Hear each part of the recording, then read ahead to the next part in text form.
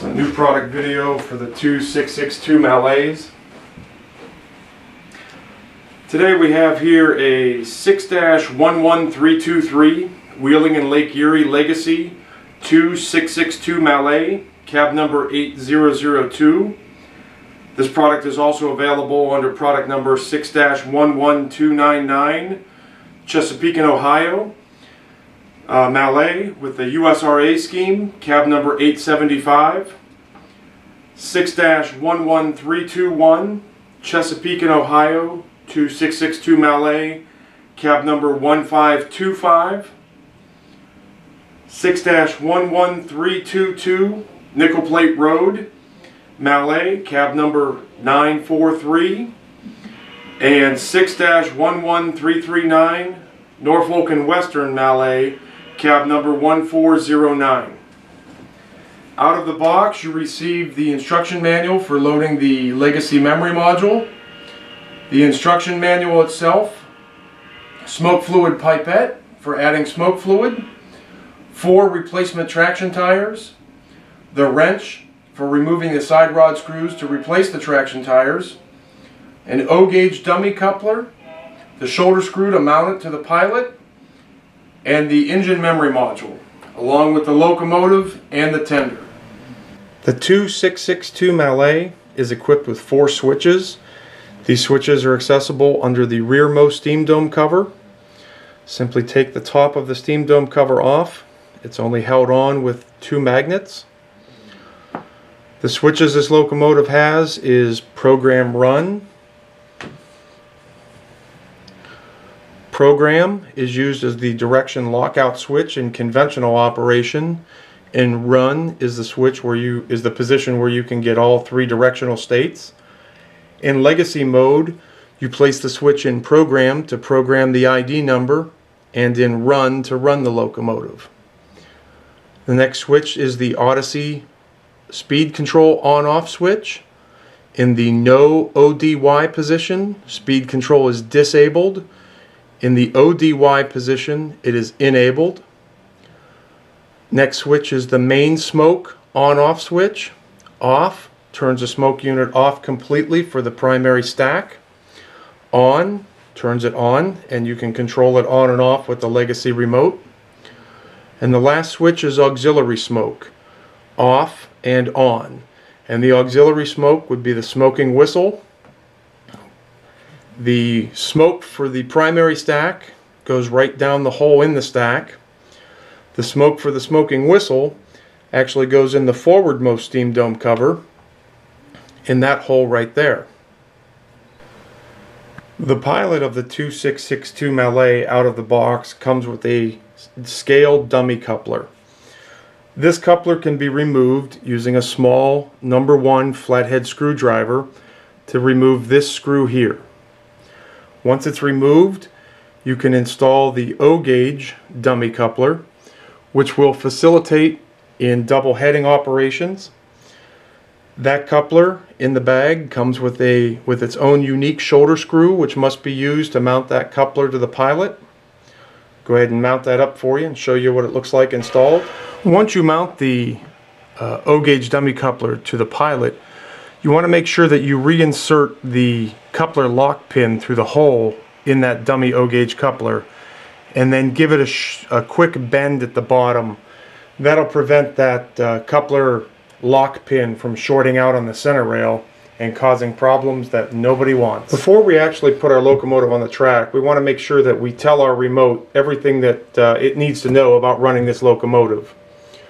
So, using our numbering convention of the last 2 digits of the cab number, this particular Wheeling and Lake Erie Mallet is cab number 8002. Since 02 is a bad number to use, we're just going to use 2. So we press engine 2. In the upper right hand corner, we press the info key. We want to press the button underneath load. It tells us to insert the engine memory module. So we'll insert this with the silver circle L facing up. Once we load it, it tells us the module is inserted. Wheeling and Lake Erie 11323 Mallet, number 8002. Load engine data. We press the yes button. It tells us the engine data is loaded, and we can remove the module to continue. Take the module out. Just want to show you briefly what this has done for us. By pressing the scroll button in the upper left hand corner, you can see it set our type to Steam. Pressing scroll again has set us to Lionel Legacy Control. Pressing scroll again has set our sounds to Legacy Rail Sounds. We can exit this screen by pressing Info in the upper right hand corner. Now what this has done is this has made all of the icons on the touchpad specific to this locomotive. Okay, so we're going to press Engine 2, and on the top display screen it shows Wheeling in Lake Erie 2662 Mallet, and it also displays the engine road number. Now as soon as we press the aux 1 key or the straight arrow button, the icons on the touchpad immediately come on specific to this Mallet. We have volume up, crew talk, steam release, volume down. The circle in the number 5 position is shut down. When you turn the red thumb wheel, that icon changes to a triangle, which is emergency stop when you're underway. Again, the circle is shut down. Steam blowdown, tower comm, smoke off, smoke on. In legacy mode you have 3 levels of smoke. Marker lights on, marker lights off. Those are the marker lights on the front of the locomotive. R for engine reset. Rule 17 lighting on and Rule 17 lighting off.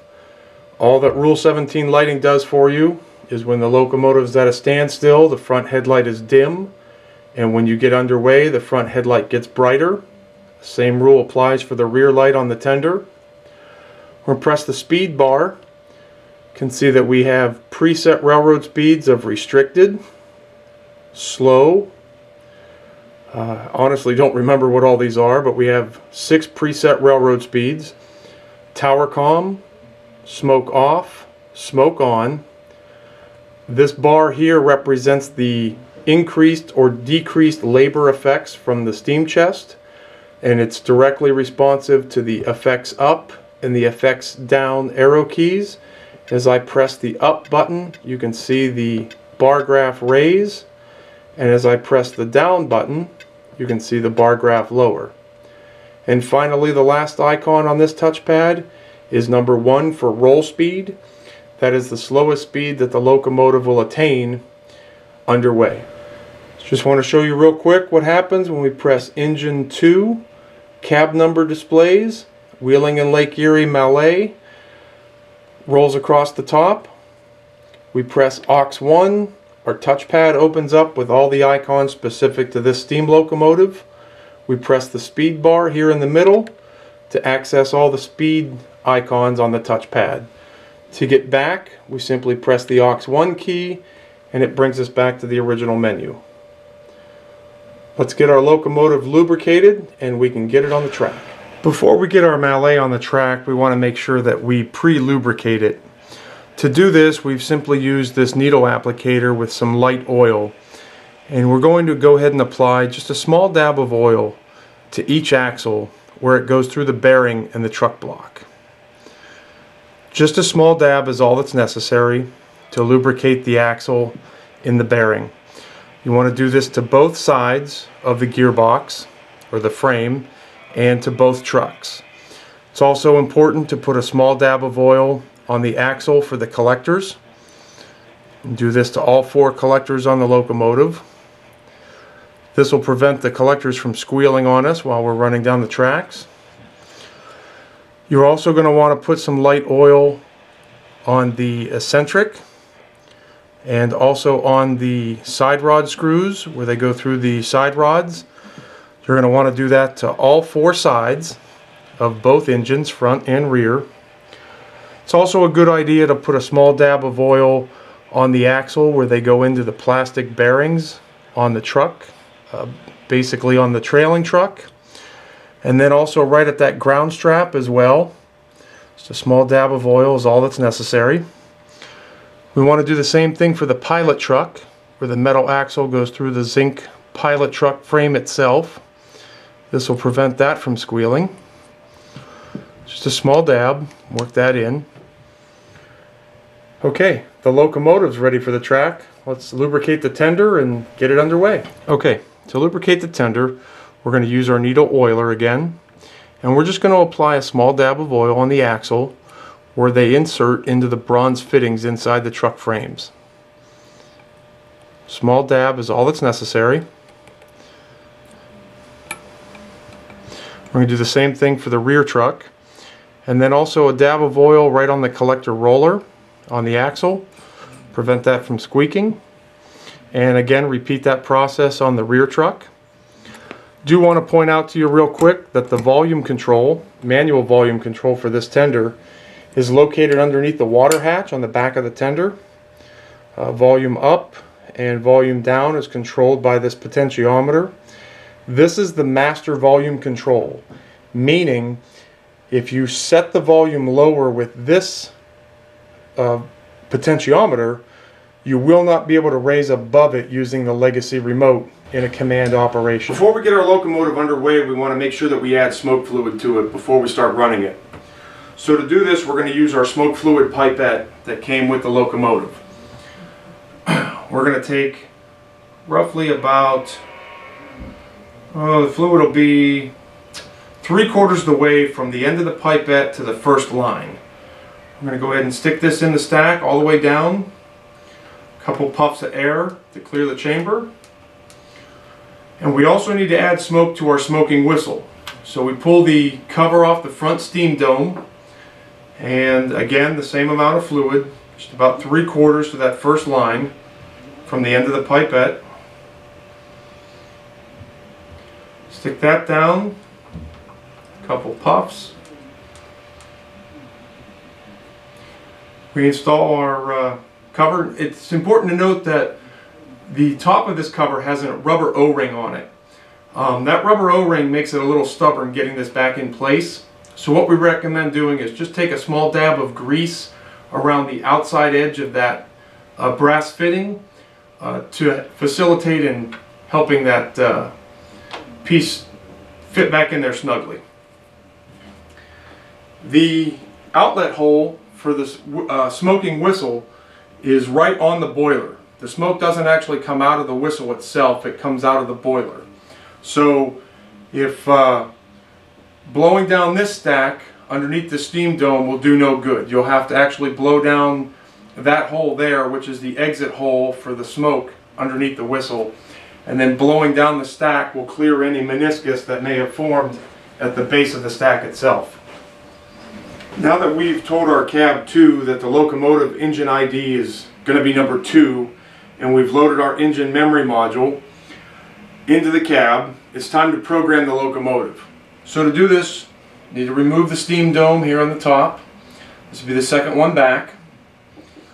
Place the locomotive in program.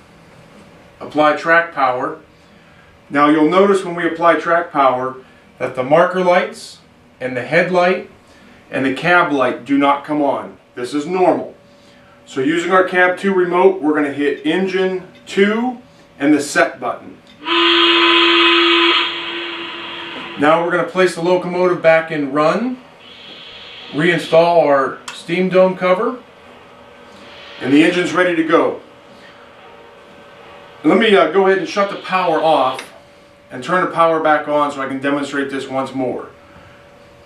Now the power is on. You'll notice that the marker lights, the headlight, and the cab light are off.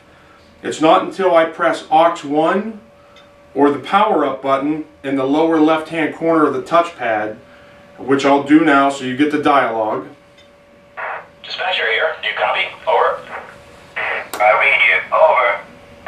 Please start up and stand by. Roger that. Ready to move. Out. So after I hit the power up button, you saw that the marker lights, the headlight, and also the cab light came on. Okay, so let me go through the whistle for you real quick. I do actually have the volume turned down on this model so that it's not distorting the the speaker on the camera here. So I'm going to go ahead and hit the whistle.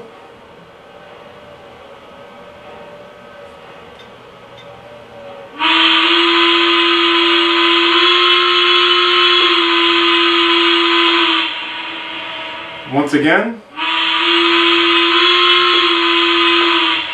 It does have a quillable whistle. This is the bell.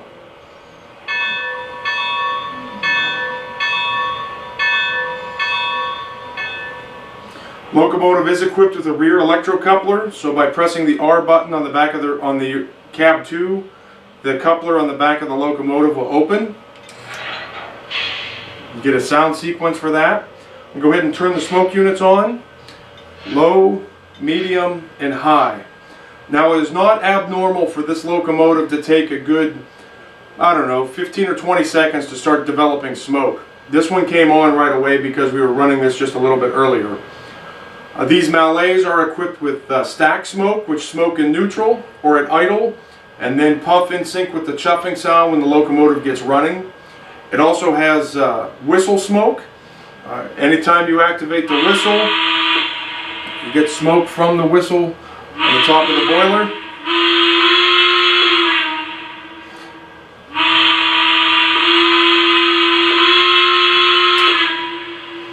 Okay, let's get the locomotive moving. Do a little tower comm first.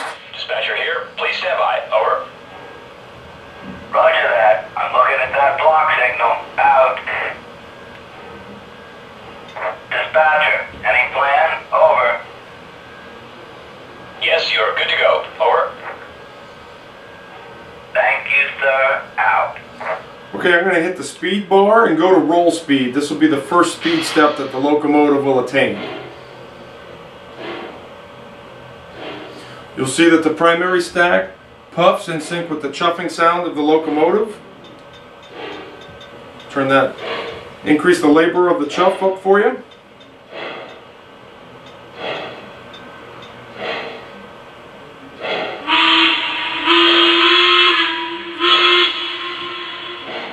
Increase the speed.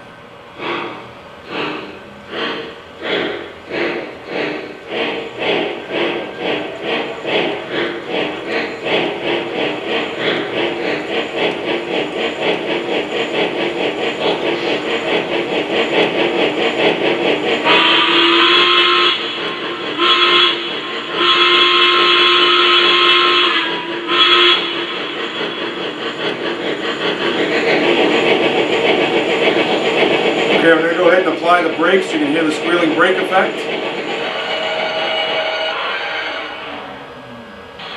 Once the locomotive comes to a stop, you'll notice the cab light comes on. The cab light is only on when the locomotive sits at idle and is not moving. I'll press the direction button. When I press the direction button, my front headlight stays on and only my rear lamp illuminates. That means it's a directional rear light. It only comes on in reverse. Running the engine in reverse, really no different there.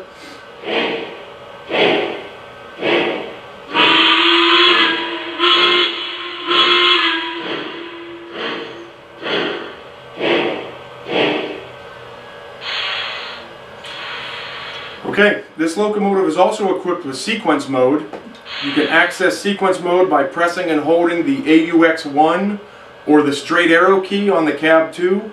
You must hold it for at least 3 seconds until you hear 2 bells and a whistle. Pressing it now.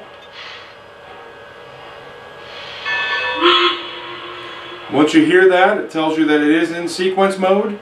What happens in sequence mode is when you go to the first speed step, the locomotive spools up the smoke units, toots the whistle twice, plays the tower comm announcement. Dispatcher, I have a clear signal. I'm green. Over. Does things on its own. Okay, so we're going to go ahead and go to speed step 1.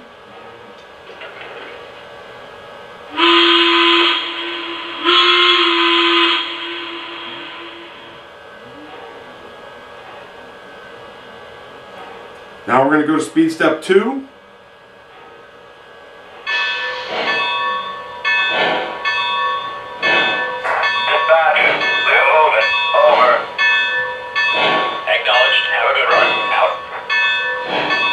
The bell turns on automatically. It will turn itself off at speed step 24 once you exceed speed step 23, or we can turn it off manually, which I'm going to do now. As you increase the throttle and make any changes to the throttle, the locomotive will in turn respond through various sound sequences that are pre-programmed into it.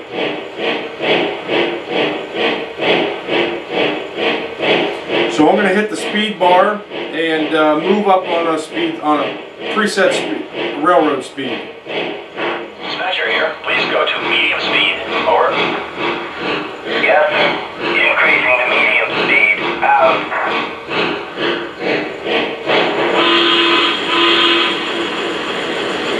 So the sound comes on automatically once I release the medium speed key on the touchpad. I'm going to go ahead and go back to slow speed or restricted speed now. The locomotive will automatically make its own sound effects. So I'm going to press and hold the restricted key.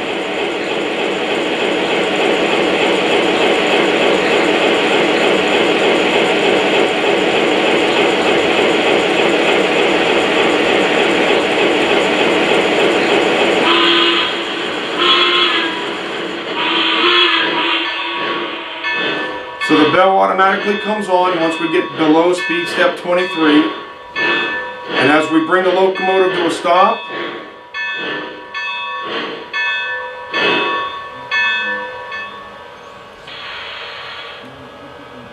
Dispatcher, we're at a complete stop. Let you know when I'm moving. Out. okay, to exit sequence mode, all we do is press the aux 1 or the straight arrow key and push and hold the, just push the R key on the touchpad, which is reset. Once you hear the whistle, it tells you you're out of sequence mode. Now we can go ahead and fill up the water in our tender because we used a lot of water in that demonstration by pressing aux 1 or the straight arrow key and what would be the number 3 position for steam blowdown.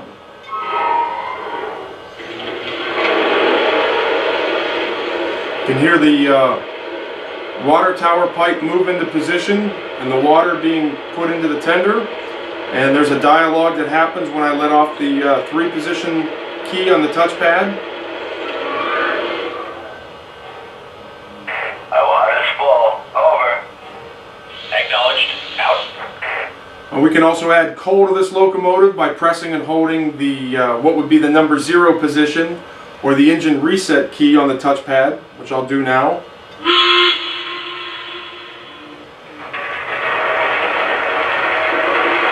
You can hear the sound of the coal being loaded into the bunker. When I release the reset key, there's a short dialogue that happens. My coal's full. Over. Copy that. Out. Okay. Before you run your locomotive for the first time, like we mentioned earlier, you want to make sure that you put smoke fluid in it.